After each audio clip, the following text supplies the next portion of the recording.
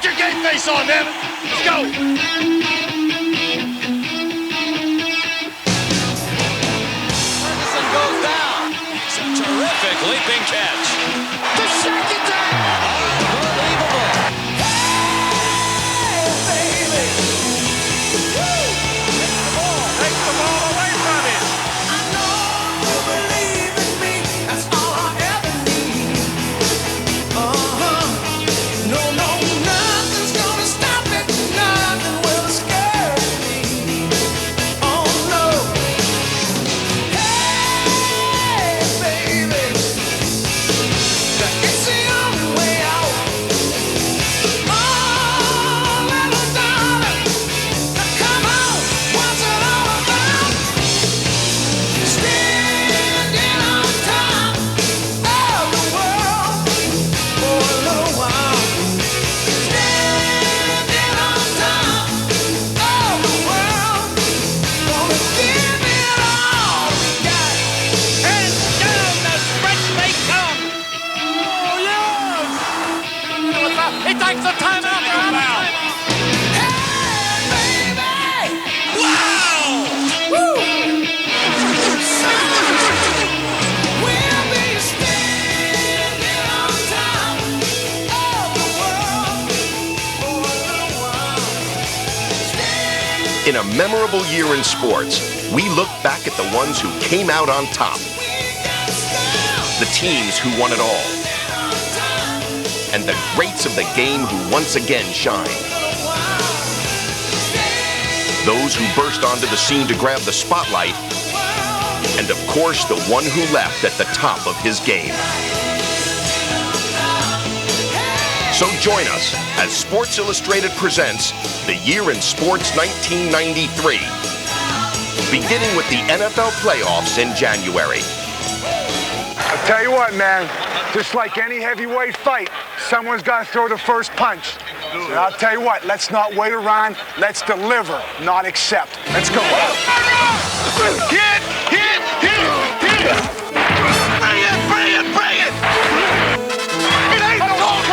It ain't no surprise! You can rush the quarterback. He sucked the game! You understand? Rush the quarterback. They pressure him and they say, Look at it. hey, what? Oh, boy. Come on! Man, did you see that collision? The road to 1993 Super Bowl was as fast and furious as ever. Let's go out and let's show them how it's done. Oh, baby, what a play! Put that sucker in your VCR. That guy open. It is caught. Touchdown! They're pumped up, man. We're pumped up too. Oh, this is incredible. This is one of the very best. Cuts inside the 20. Breaks another tackle. Down the sideline. To the 30. Streaking to the sideline. To the 10. He's got it all around. He steps it in. Swan dives into the end zone. Yeah!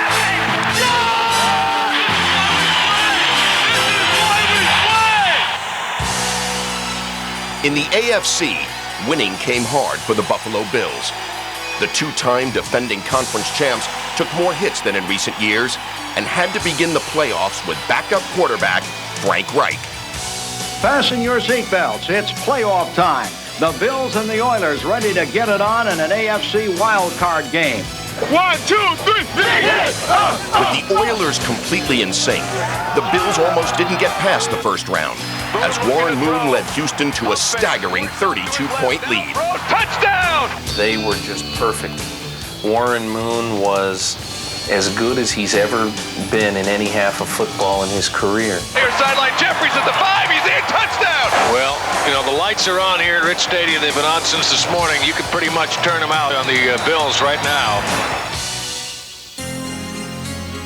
We were sitting there, God, what happened? We're getting blown out by these guys. And we were just like, what are you going to do next week? Where are you guys going? You guys going golfing? Some guy comes over to me and he says, hey, you mind if I use your phone? I'm so-and-so from a Houston TV station. I said, yeah, fine, go ahead. So he picks up the phone and he calls his travel agent and he makes a non-refundable airplane reservation for the following weekend to go to Pittsburgh. And I even said to him, I said, good move. And to be quite honest, at that point, when we were down by 32, In my mind, it was just kind of trying to make it respectable. Eventually, the Bills would make it more than respectable, mounting the greatest comeback in the history of the NFL. You could almost sense something in the air at the stadium. I mean, it was strange. Four-man rush, drops back in the pocket, sails it long, all alone. Beebe at the 10, at the 5, in for the touchdown. Looking to throw, rolls out, throws, down there is Reed at the 5, in for the touchdown. And now the Bills trail by 11 points, 35-24. Bang, bang, bang. He looks, he throws, Reed, touchdown. Then boom, boom, boom, right after another. Back to throw, he looks, he throws, touchdown. And then we were like, man, this is unbelievable. Pandemonium all over. Bills can win it here. Wright puts it down. The kick is on the way, and it is good. And the Bills have won it. The Bills have won it. They win it 41-38. What a comeback by the Bills. You're playing games to find out who are the contenders and who are the pretenders.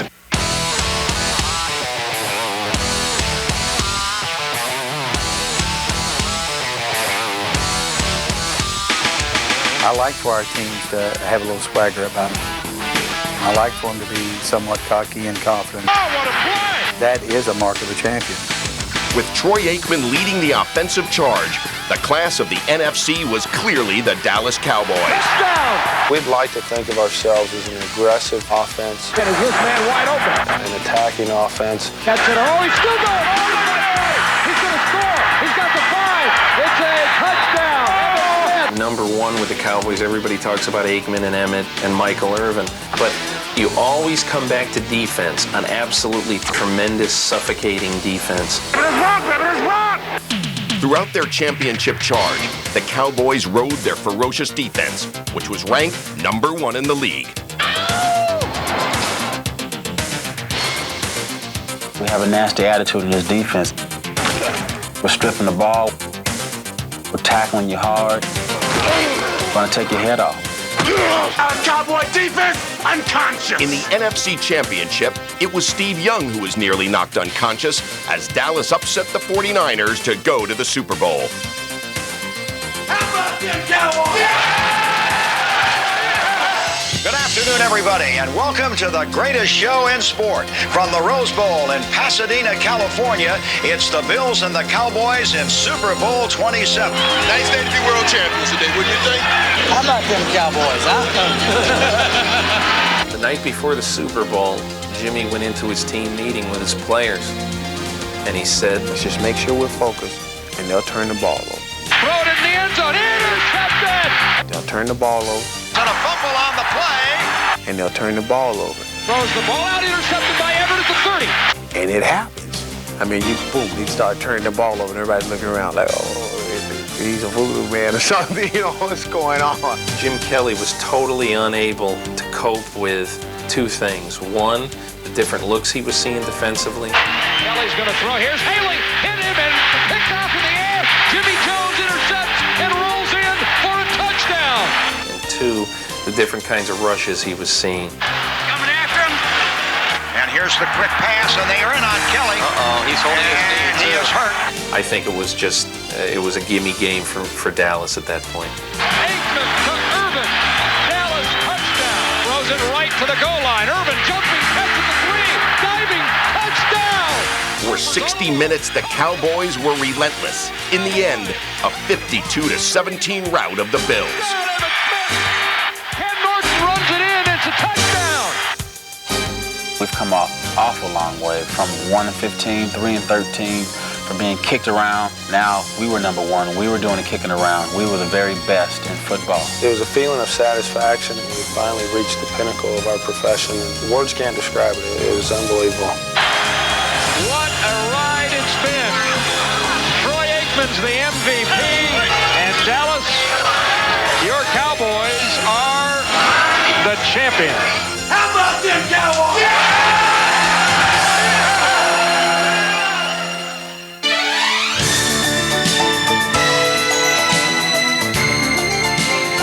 Great catch for a touchdown!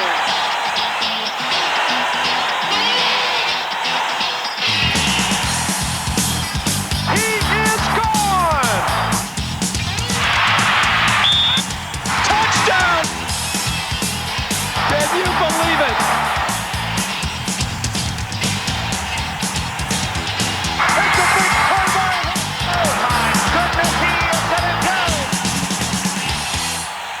When the smoke cleared on the college football season, the battle for #1 took place in the Sugar Bowl on January 1st. A lot of people didn't respect us going into that game. Alabama was a team that everybody knew was going to come in second place in this game. Got a touchdown, Miami! They gave us no chance. Miami's going to win the Sugar Bowl, and I'm not even sure exactly who they're playing. It'll probably be about 48-0. We knew if we played and played well, we could beat Miami. This is Alabama's opportunity to gain respect. They had to go right up the gut, and they did it right from the start. Lassick, he goes right up the middle. Run at Miami. Go to Lassick. Power football to the left side. Big play here for Lassick. Nothing fancy. And up the middle goes Lynch. Inside the 5. And we dominated them physically. Lassick. Touchdown. While the Tide rolled on offense, its defense stopped Miami cold. That defense just swarmed and attacked. And they eat him up inside. Especially humbled was Gino Torretta, Miami's Heisman Trophy-winning quarterback. By Teague. George Teague to the end zone. Touchdown. Torretta hardly knew what it was like to lose. But suddenly, in the biggest game of his career, the guy's seeing something he's never seen before. For Alabama, a thoroughly convincing 34-13 win. A national championship for the Crimson Tide. Runs him down. Takes the ball away from him. Teague's got the ball. They dominated Miami the way I have not seen a Miami team dominated in years. And I think it was all the more of a domination because it was completely unexpected. They talked the talk, but they just couldn't walk the walk.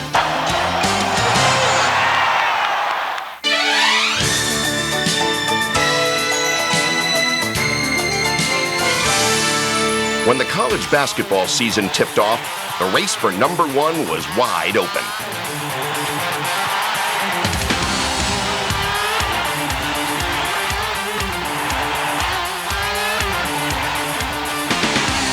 So he'll cut it loose. Watch out. He's going to get the fine.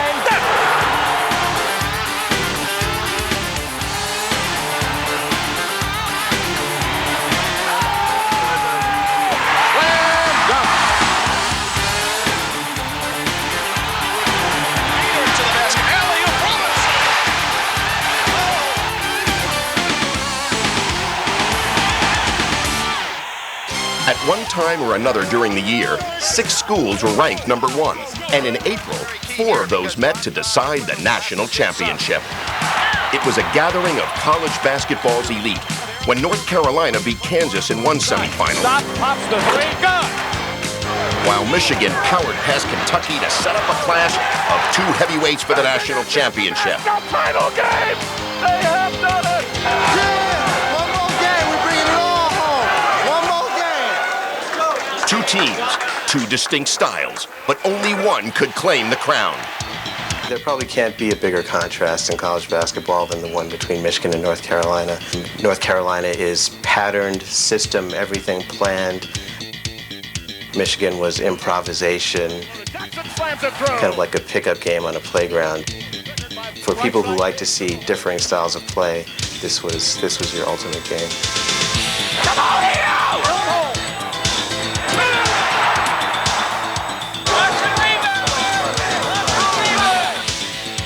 Weber steals the ball. Weber off to the races. Here we go. Chris goes in, slams it through. Weber with the steal and jam. They seem to get themselves going off dunks. It seems to be almost like a light switch that gets their energy pumped up. High post right, alley up to Weber, slam it through! Oh yeah, definitely. It gets our crowd going. It gets the whole game back to excited and gets everybody pumped. He'll go in all alone, slams it. While Michigan stayed inside, the Tar Heels countered with the dead-eye shooting of Donald Williams. A lot of pushing going on down and low. Williams, wow. Now Donald Williams to the baseline, shooting on the move and scoring. My teammates recognize that and they do a good job of screening for me and really giving me the ball when they see I have the hot hand. Was able to come down and drain one shot I thought was about from half court. To Williams on the right side. Donald spots up for a 3, got it. Coach Smith kind of gave it like that kind of look. Like 2 titans, the teams battled evenly down the stretch, trading baskets and dreams with the national title on the line. eventually setting the stage for one of the most dramatic moments in tournament history. 73-71. Sullivan shooting to give Carolina a 3-point lead. 20 seconds remain. Sullivan's free throw is no good. Rebounded by Weber. Michigan out of timeout. And Weber, front court. Carolina thought he'd travel with it. Weber, front court. Carolina with foul. He takes the timeout. They're out of timeout. Technical foul. Technical foul. I dribbled down the court looking for someone, and then my automatic reaction is to call a timeout and set something up.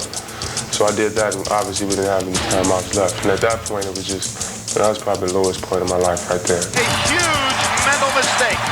Nothing you could have said could have affected me. At that time, all I was thinking was, you know, God, why would you let this happen to me? A few seconds later, the national championship belonged to the Tar Heels. For three. No good. Front of the rim. Lynch with a rebound. Outlet to Phelps. It's over. Carolina. The Tar Heels have won the national championship right where they won it 11 years ago. North Carolina's victory was well earned. But if there's one play from the tournament that will live on, it's Weber's ill-timed timeout. All I was practicing for was 20 seconds of life, and I wouldn't have practiced as hard as I would. I wouldn't play basketball. You know, I'm more than 20 seconds of a person and more than 20 seconds of a man. I made a mistake. It hurts, but it didn't make me any less of a player. It didn't make Michigan any less of a team. We lost the game. I was unfortunate, but we all make mistakes. I just made mine in front of, 20 million people.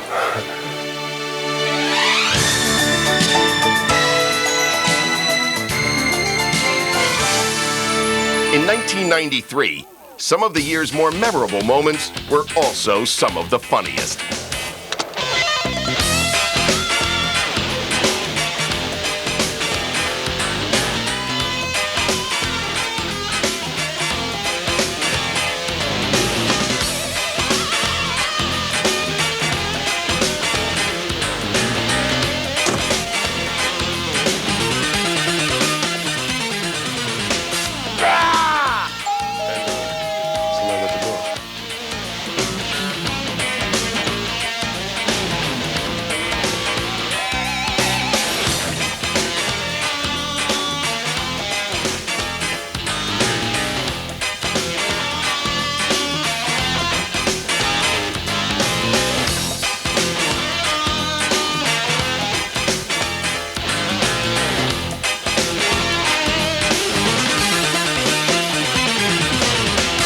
Silence!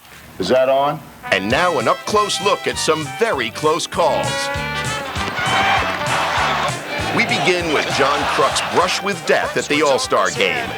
Although the Phillies' first baseman didn't exactly have an all-star at bat, at least he lived to see another day. I knew that was coming.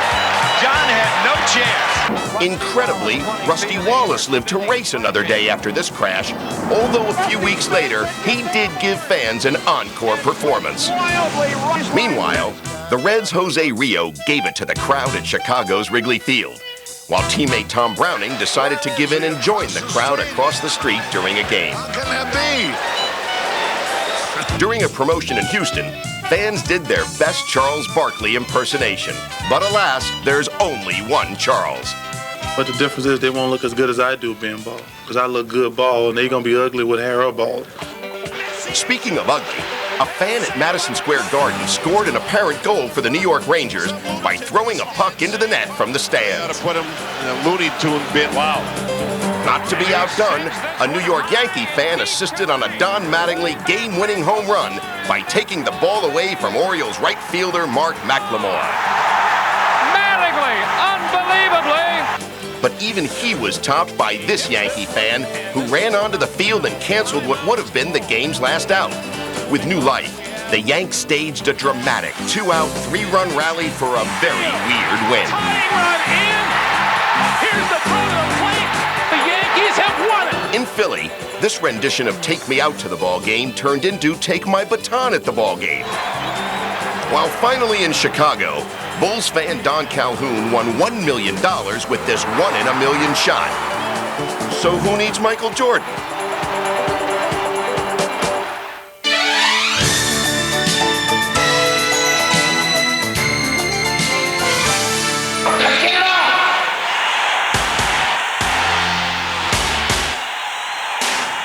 a bad, bad man. 1993 saw its share of memorable bouts and menacing boxers.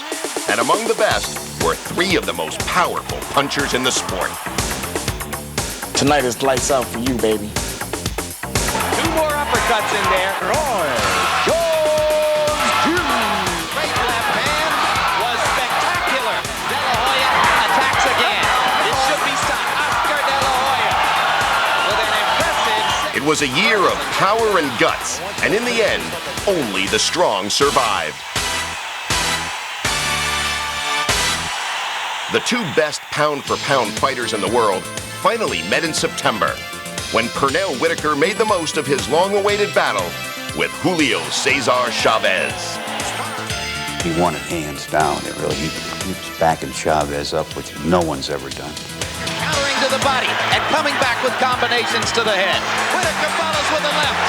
It was a great fight, just an extraordinarily bad decision. Ladies and gentlemen, we have a draw. Among the big boys, WBC heavyweight champion Lennox Lewis defended his title in October with a courageous knockout of fellow Englishman Frank Bruno. See if he can finish. Bruno in serious trouble. He's the most popular fighter. Meanwhile, George Foreman pounded Pierre Coetzer in typical Foreman fashion. But then Big George lost to Tommy Morrison in what may have been his final bout. Last round, they ain't no more. And Morrison comes back with a left hook. And new champion, Tommy the Duke Morrison defended his WBO title by knocking out Carl the Truth Williams. But soon after, Tommy looked like a liar when Michael Bent dropped him with a shocking first-round knockout. On the verge of a big moment, and he's got it. That's it. A first-round KO for Michael Bent. None of those heavyweight bouts, however, lived up to the shootout in Las Vegas. Swing and swing after the bell. Like they had the previous November, Riddick Bowe and Evander Holyfield again turned in the fight of the year. It would shock the world. Stuns Bowe again. And the round comes to a close. The bell saving Riddick Bowe from further punishment. The night also provided the spectacle of the year. Incredibly, a parachutist crashed into the ring in the middle of the 7th round and disrupted the fight for more than 20 minutes. Startled but unharmed, the 2 fighters regrouped and resumed their hostilities. He throws a mouthpiece out with a left hook. This is it. Holy. In a 12-round decision, Evander Holyfield regained the crown he lost to Bowe a year ago. And once again, heavyweight champion of the world, Evander Holyfield.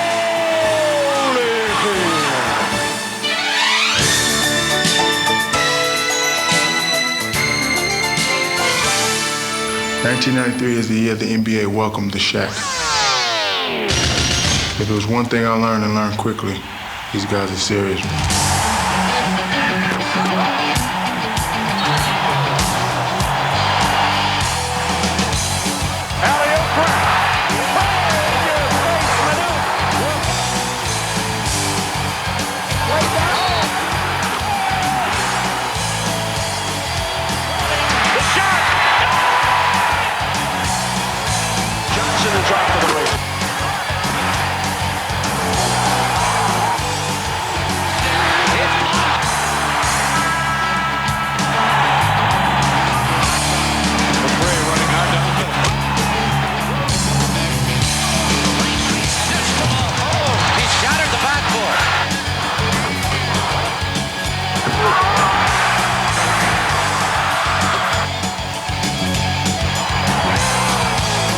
In the NBA playoffs, Michael Jordan and the Bulls breezed past the Atlanta Hawks and then finished off the Cleveland Cavaliers in typical Jordan style.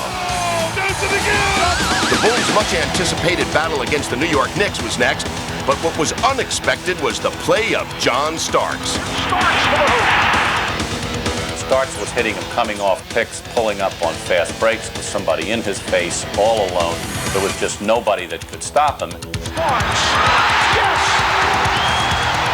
What a move by Starks, who was able to sky to the basket. The Garden at that point just erupted, and if anyone would have taken any bets that any team beside the New York Knicks were going to be the Eastern Conference champions would have been silly. Down 2-0, Chicago won at home, setting up a crucial Game 4. To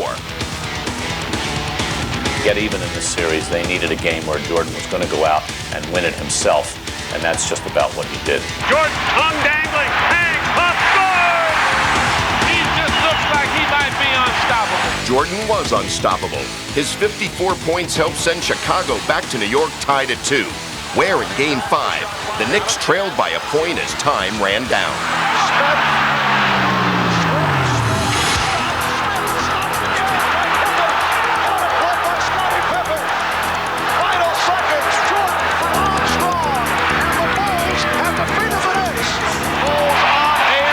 Up 3-2, Chicago closed out the Knicks and moved one step away from its 3rd straight title. Meanwhile, out west, league MVP Charles Barkley and the Phoenix Suns finished the regular season with the NBA's best record.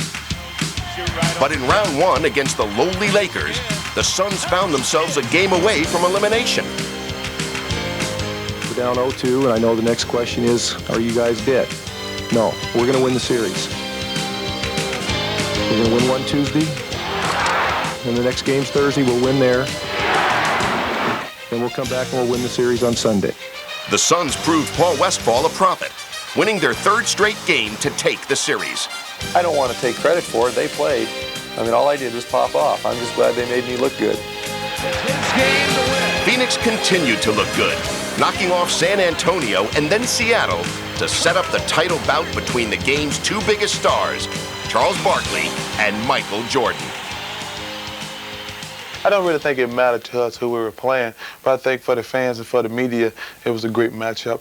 But I think if you want to be successful, you don't compete against the other team, whether they're the champions, whether they got great players. I think if you want to be successful, you got to just compete against yourself. And we were just happy to get there. Happy to get there, but unhappy at what happened at home. Pass for Grant. He drives it. Charles backs into the lane. Rejected by Scott Williams. 2 Suns losses in Phoenix gave the Bulls a decided advantage and set up a memorable Game 3 when the series moved to Chicago. 2 sluggers up in a home run contest that's just going to go on and on. Who can make more big plays? Who can make more dramatic efforts? Every shot was crucial, and that's what you live for when you play basketball. Just a game where neither team wanted to go down. It was an emotional up and down roller coaster. Every play was significant. Got his own rebound back and lays it in. Like 2 heavyweights, the teams battled toe-to-toe for 4 quarters and 3 overtime periods, neither able to knock the other out, until Dan Marley started throwing haymakers. 6th three-pointer.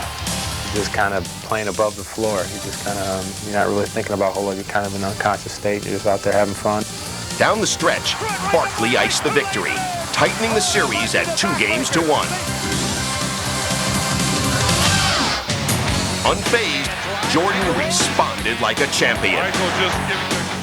Game 4 was Michael Jordan saying, I'm not going to lose this game. He simply took the game on his shoulders and he said, you know, they're going to overplay me at the wing. I'm just going to take it to the basket.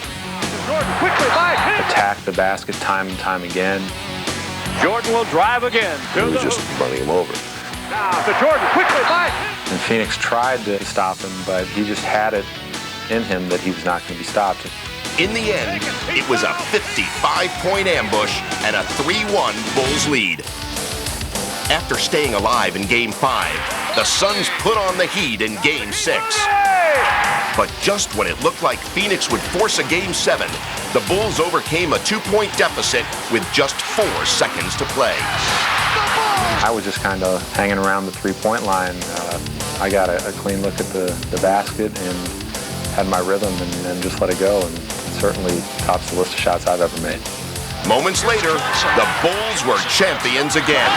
Knocked away by Grant. It's all over. The Chicago Bulls have winning 3 straight NBA championships.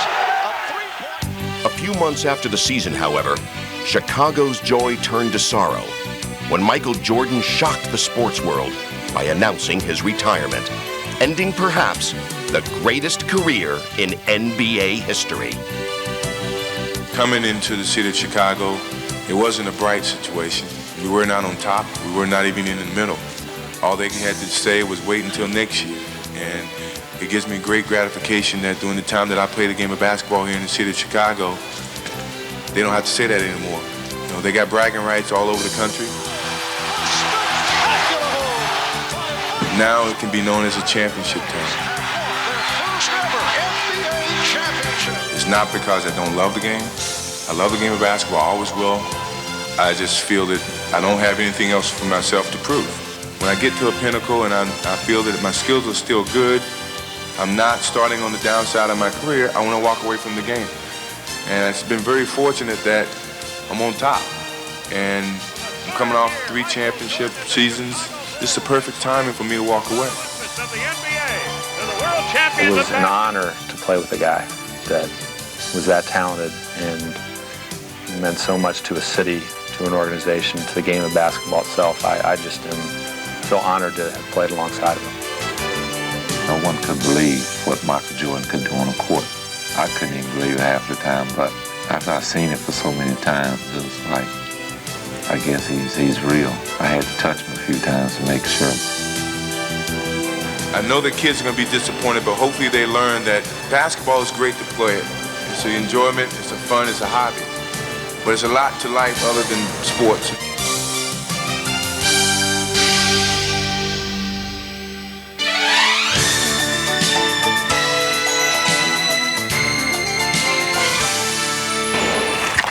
Life in the NHL is fast, furious,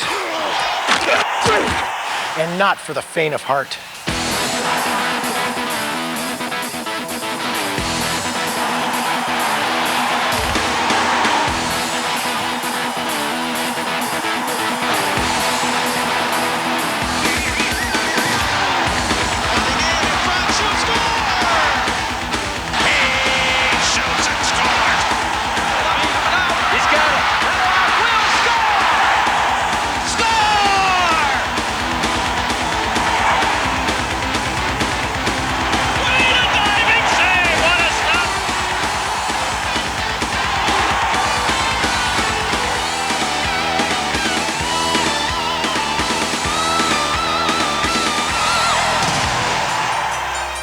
In the regular season, the hockey world was stunned by the news of Mario Lemieux's battle with Hodgkin's disease. But after missing 24 games, it was Lemieux's performance that was stunning, as the game's greatest player quickly returned to form. Just have to focus on them all. Here comes Lemieux. He scores! Once again, Lemieux led the league in scoring and had the Penguins gunning for a 3rd straight Stanley Cup, until they ran into the upset-minded New York Islanders.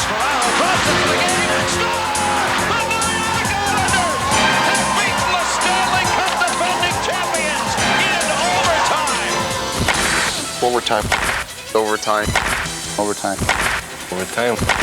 There's no margin of errors in overtime. It's do or die. This team loved to play under pressure. There's some kind of fake going on there. We felt overtime was our time. Overtime was prime time for the Montreal Canadiens, who won 10 straight playoff games in OT, including 3 against Wayne Gretzky and the LA Kings in the Stanley Cup Finals. After soundly losing Game 1, Montreal again found themselves trailing Kelly Hrudey and the Kings in Game 2, until Jacques Demers decided to gamble. And we knew that Marty McSorley had an illegal stick. We got something critical going on here. It's a stick measurement. You're allowed a half-inch curve. That is the device that measures the curve. Jacques took a chance. If he is guilty of playing with an illegal stick, the LA Kings will be penalized and Marty McSorley will have to sit for 2 minutes. Come on. It's illegal. Yes! Marty was playing with an illegal stick. We called it, and next thing you know... Desjardins shot. Stop! We scored on the power play, and then scored in overtime again.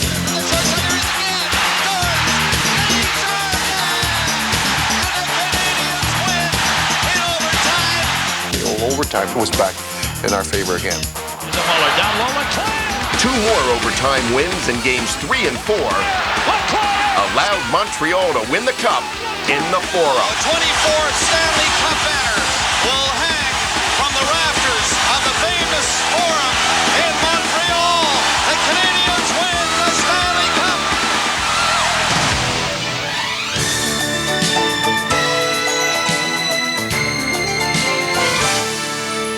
Now it's time for our 1993 Dubious Achievement Awards. For those athletes who prove that it's not whether you win or lose, but how poorly you played the game. We begin with Jose Canseco. In 1993, the Rangers' controversial outfielder thrilled fans by doing his famous Pele impression. If that wasn't enough, Jose later did his Wild Thing impression, injuring his arm and missing the rest of the year. Way to use your head, Jose. Our If at First You Don't Succeed award goes to pitcher Anthony Young of the New York Mets, who set a major league record for futility by losing 27 consecutive games. In August, AY's streak mercifully ended, giving the lowly Mets their lone highlight of the season. Rain delay honors go to the Florida Marlins grounds crew, who made covering the baseball field look about as easy as nuclear physics.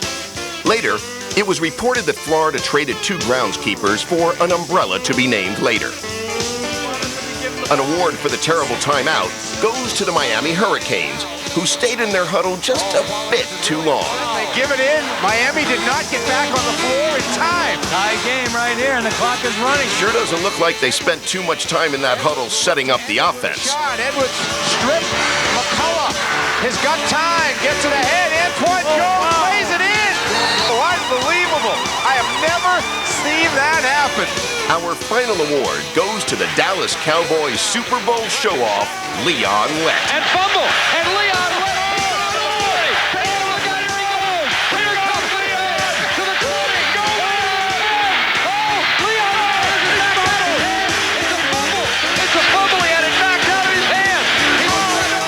Hey, Leon, if there is a next time, don't even think about letting up.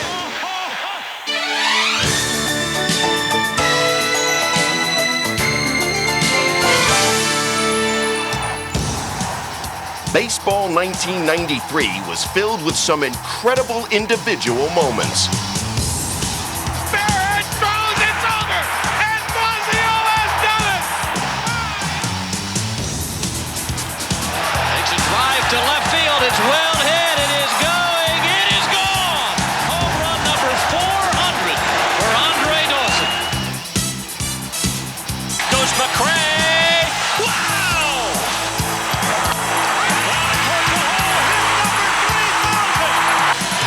And the ground ball to short.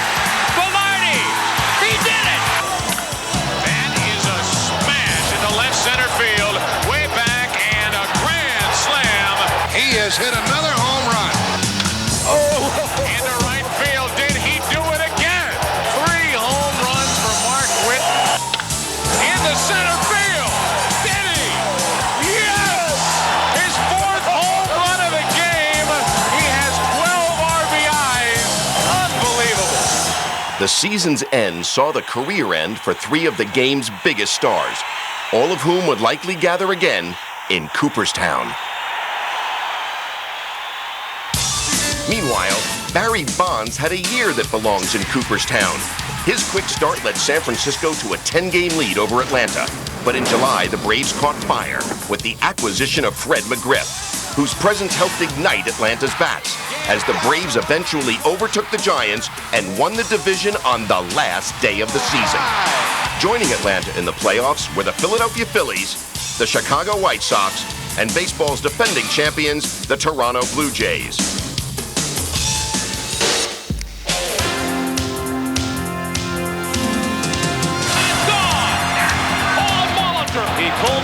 some. Hit in the air, deep to right field. At the wall. Home run. Lenny Dykstra on a run to the warning track. Leaps and makes the catch. At the wall. Great leaping catch. Guzman wins another battle. Tim Batiste goes from goat to hero in a matter of minutes.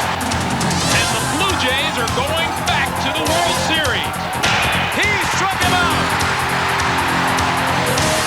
And the Philadelphia Phillies have won the National League pennant.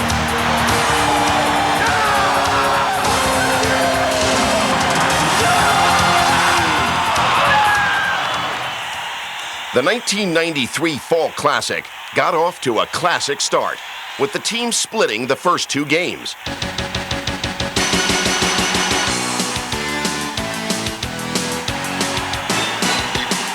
Lob down the right field line, and a great catch by Alomar.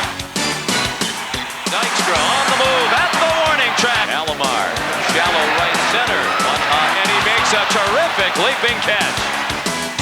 Game 1 saw reliever Al Leiter shut down the Phils, while teammates Devon White and John Olerud delivered the decisive blows in an 8-5 victory.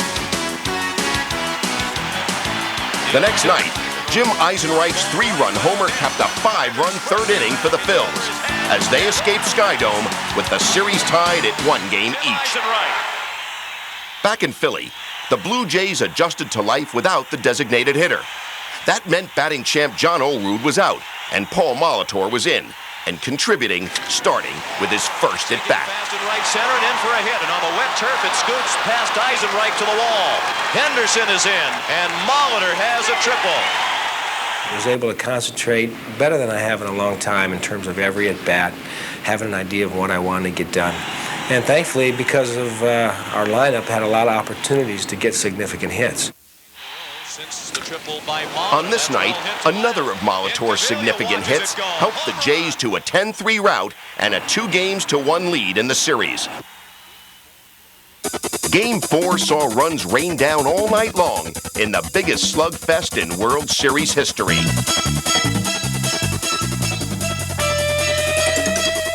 It was just a great game. It was like watching the greatest heavyweight fight of all time. I mean, guys pounding at one another, round after round. We got off to a great start, 3 runs. Well hit, base hit. White is in. They come back with 4. In the air to center. Racing back. At the wall. Can't get it. 2 great teams going at it. Not one of them giving up.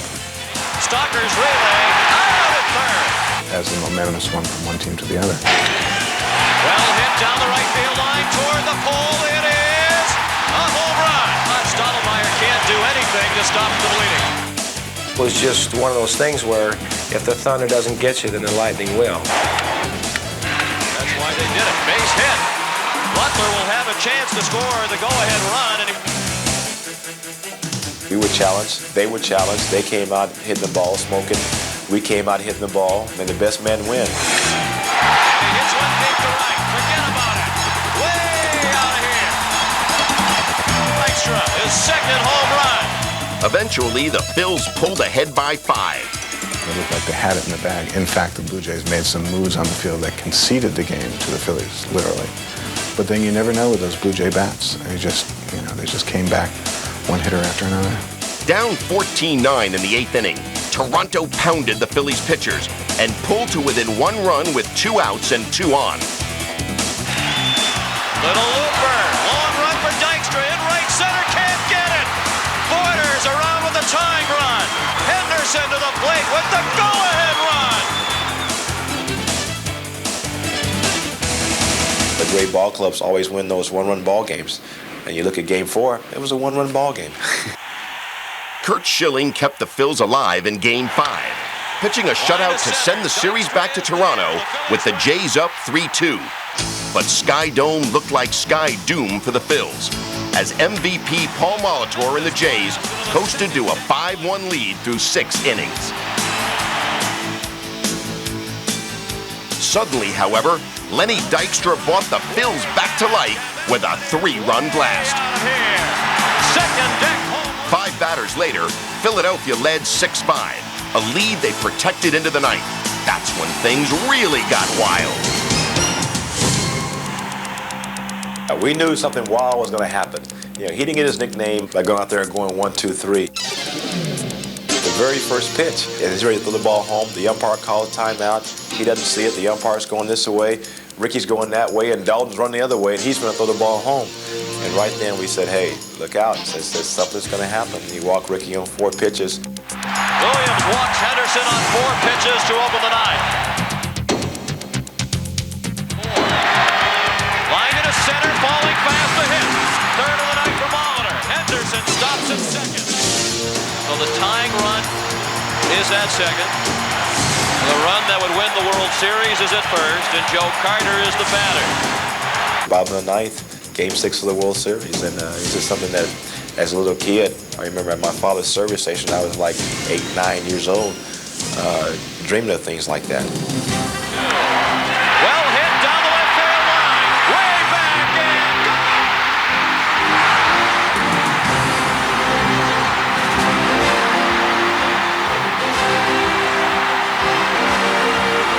Joe Carter with a 3-run homer. The winners and still world champions, the Toronto Blue Jays.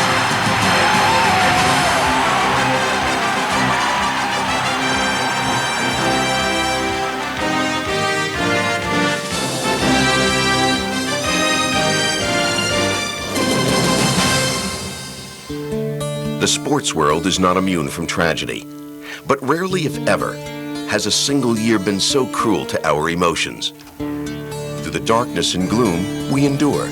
Through the grief, we go on, comforted with our memories, and secure in the knowledge that a new day always dawns, bringing with it new champions, like the ones who captivated us in 1993.